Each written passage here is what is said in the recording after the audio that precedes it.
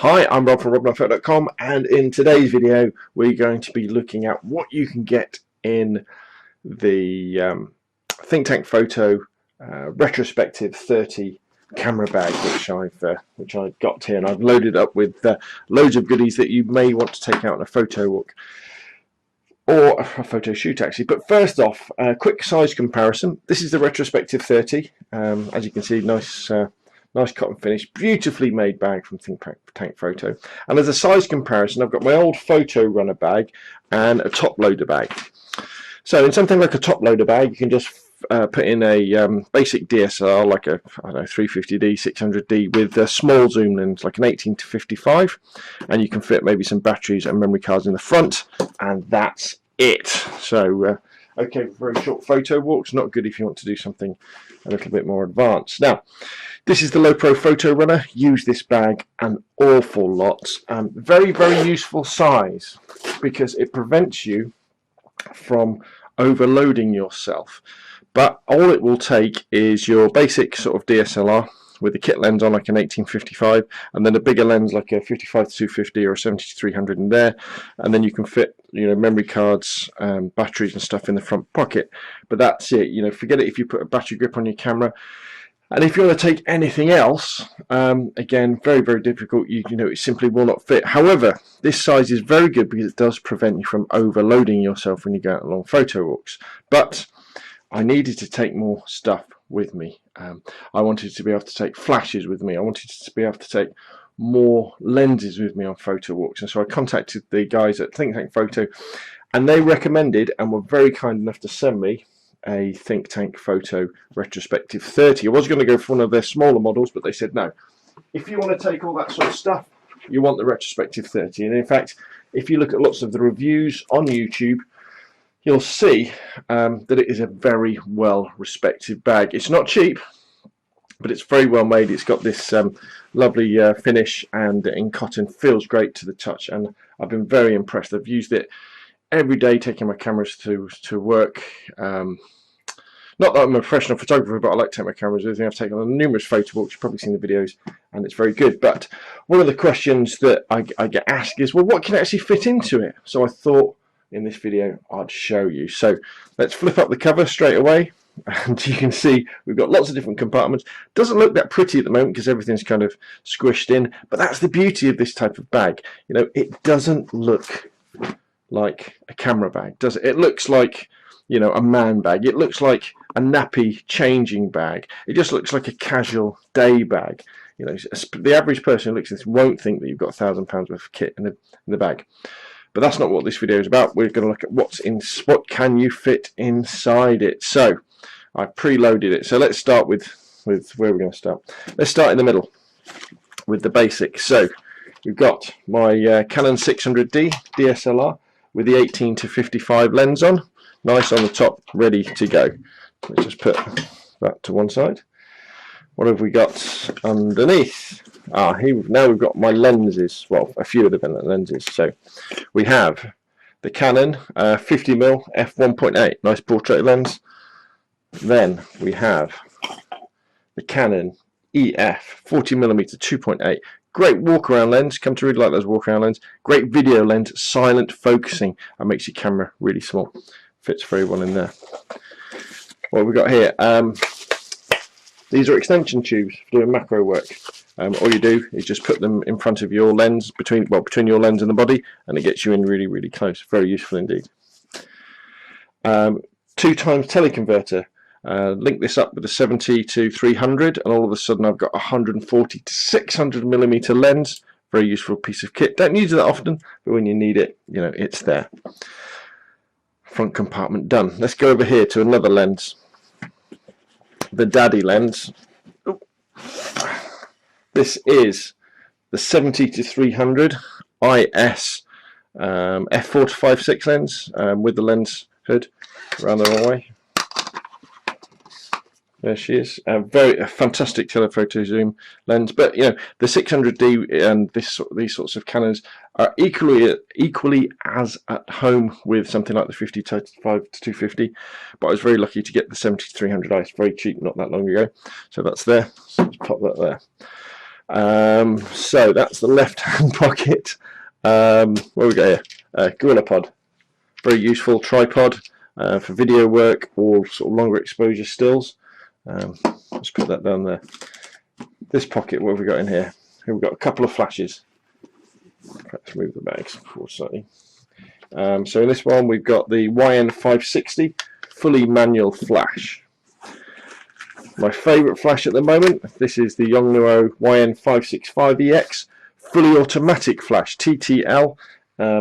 Combine this with the 600D and you've got automatic off-camera flash without the need for triggers or wires or anything. So we've got two flashes. That's everything from there. Let's go to the front pocket. Spare body. Here we go. Very useful. Imagine if you're a wedding photographer, you want to spare everything. This is my old 350D. Still takes fantastic cameras, fantastic shots. As you'll see on the bottom, it's fitted with a battery grip because the lithium batteries I've got for this are pretty much dead now. They don't hold their charge very long. So with this camera, I load it up with double A's into the battery grip, and you can shoot all day with that. So that's my spare body that fits very nicely in there. That's it for that pocket. Okay, left-hand front pocket. Flash ETTL cord. Again, very useful bit of kit. What you do is you put this on top of your camera, put that on the bottom of the flash, and it enables you to have TTL flash just using the cord. I know we can do wireless flash with the 565 and the 600D, but there may be times when you don't want to use the pop-up flash, or there's lots of other photographers around, and so that's when an ETTL cord comes in handy. Let's move the back slightly back a little bit. What have we got in here?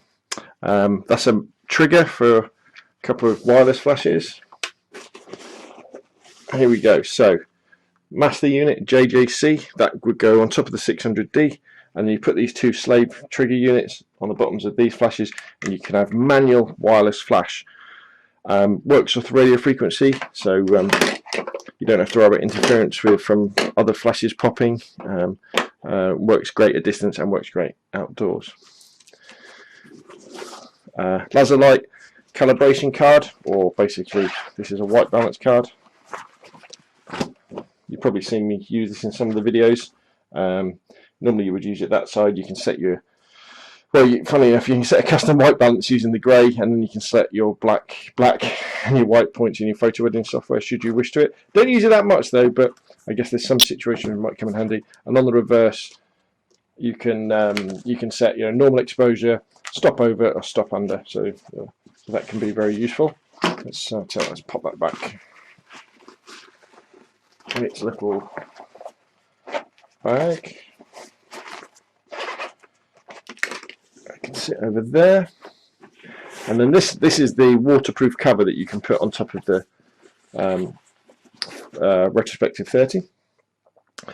Okay, so that's the main compartments done. Let's go to there's a great front compartment here. I haven't filled all the cubby holes, but what we got here? So circular polarizer filter, 58mm, fits the 18 to 55, fits the 7300. Lens cleaning cloth, lens cleaning blower, lens cleaning pan. I think that's it for that front pocket. Go to the back pocket. I'm just going to come around to the other side of the camera. Here we go. What have we got in here? I don't keep much in this at the moment, but we've got my little eyepiece if I'm doing long exposures to cover up the eyepiece on the 600D. That is a really handy gadget actually, because one thing that I was going to put in the bag that I forgot about, let's say that came out of there, Zoom H1 handy recorder. Using this little bracket I can mount that on top of the camera. Just imagine the Zoom H1 was in there, and then we've got two spare batteries for the 600D. You can go in there as well. Run out of space.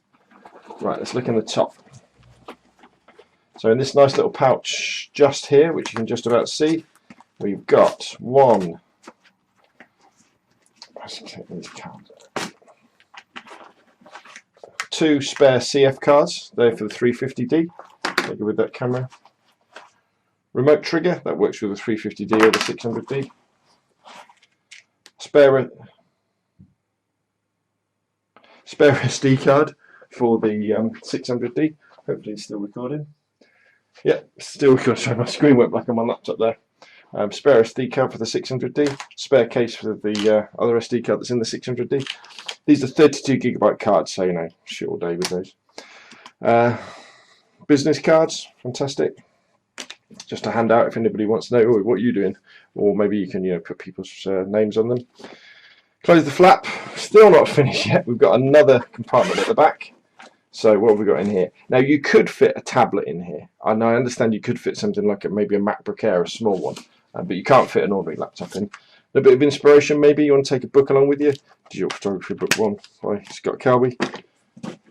And then I haven't fitted these. These are spare compartments for the Retrospective 30 to help you sort of split it up, customize it to the kit you're putting in. And then you may say, well, that's my instruction book for my 600D. Always keep it with me.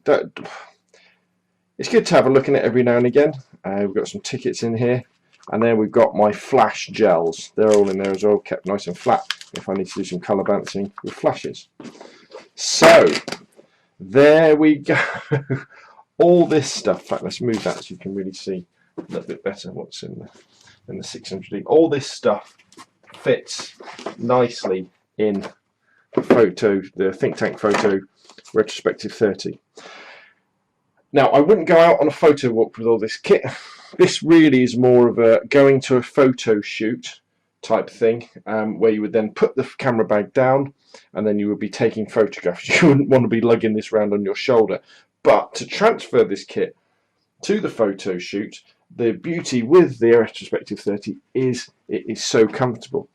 But I think with this kind of gear, we've kind of covered quite a lot of the bases, haven't we? I'm trying to. The only other the things that you really would miss that you would want to carry are maybe light stands and umbrellas for your flashes. So what you'd want to do is maybe bungee strap them to the back of the thing. And obviously, there's no facility for a tripod. As there is something I missed as well.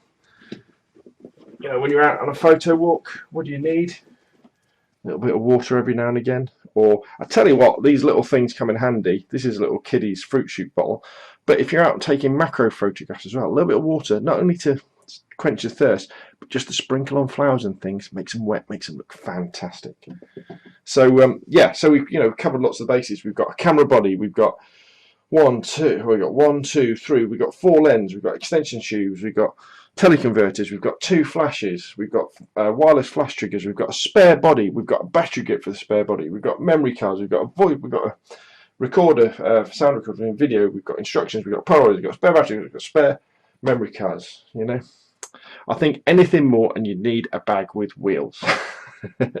So there we go. That's what you can fit in a Think Tank Photo Retrospective 30. I'm sure if you're a little bit better at packing, you could fit more in, and definitely you could fit lots more little bits in, because I haven't filled up the little things. And I hope this video has really helped you see if this is the right camera bag for you, whether it will carry the sort of stuff you need to do. And remember,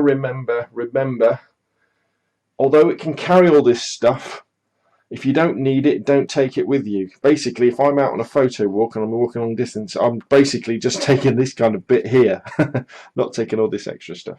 But there we go. Hope this has been really, really useful. Remember, if you like the videos, please click the thumbs up, like sign, and share it as well. If you really like the videos, please subscribe. You can email me, scalespeeder@gmail.com. Put some comments in the comment section down below, and hopefully I'll see you again soon.